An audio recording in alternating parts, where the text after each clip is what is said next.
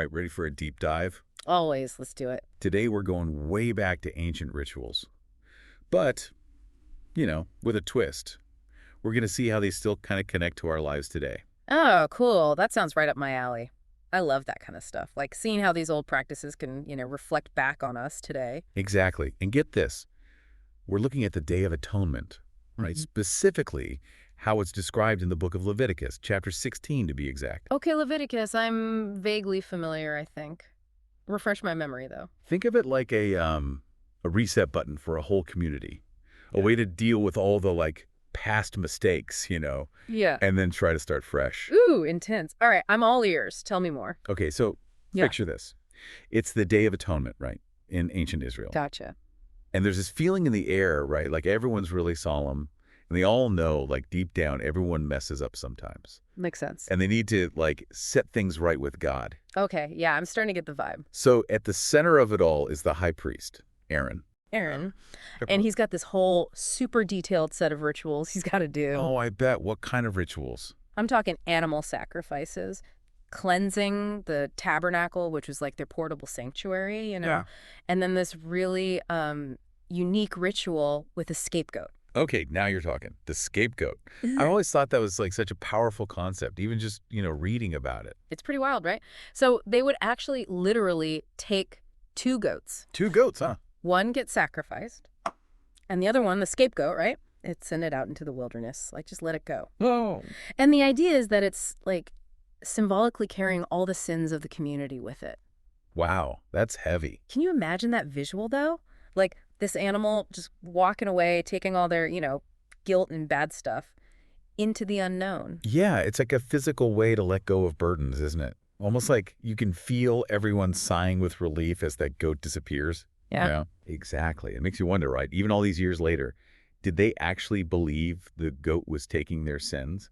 Or was it more about the, psychological effect? Yeah. The act of letting go? That's a really good question. It really shows you the power of ritual. Even if you don't believe the same things they did, that scapegoat becomes this super powerful symbol, right? A way to deal with these ideas like guilt and forgiveness. And that's what I love about this whole Day of Atonement thing. It's not just some, old ritual that's lost its meaning. It speaks to these totally human needs that we still have today, Totally.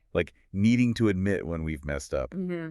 and wanting to make things right. Yeah. And trying to find a way to just move on. It's like they were onto something back then, They were hacking human psychology way before we even knew what that was. They used these rituals and symbols to deal with some really real stuff. It really is amazing how relevant this stuff still is, Right? We've got these rituals, all this symbolism, but what I really want to know is how does any of this actually apply to us today? What can we learn from this Day of Atonement thing, even if we don't, practice the same religion? Well, one of the biggest things that jumps out at me is this focus on self-reflection and being accountable for your actions. Just like those Israelites had to confront their mistakes, we can benefit from doing the same thing, right? Taking some time to really look at what we've done and where we might have, fallen short. Yeah, there's that saying, right? You can't fix what you don't acknowledge. But that's the hard part, isn't it? It's easy to say self-reflect, but how do you actually do it in a way that actually makes a difference? Oh, it's definitely not about beating yourself up over every little thing. It's more about creating space for, honest self-evaluation. Think about those yearly reviews you get at work. They can be kind of awful, right? But the good ones, they force you to look back at your performance and figure out what you could do better, Set some new goals.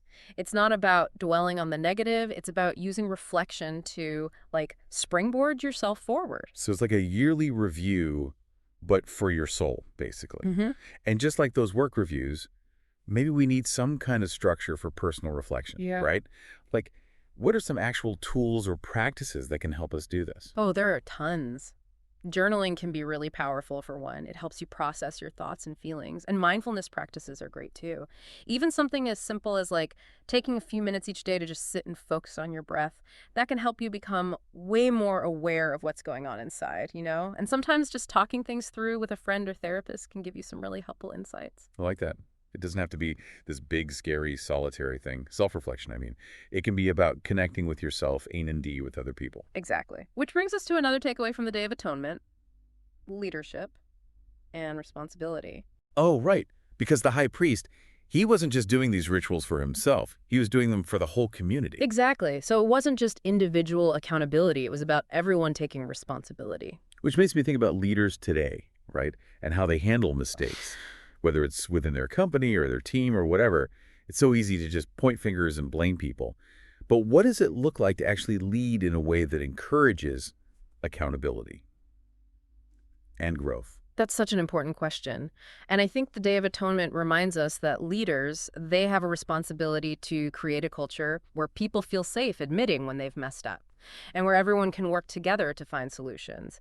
It's about creating an environment where mistakes are seen as opportunities for learning, not something to be punished or hidden. So it's almost like the leader becomes a facilitator for that whole self-reflection thing, you know? Yeah. They guide the community through that process of owning up to mistakes and trying to find a way to move forward. Yeah, exactly.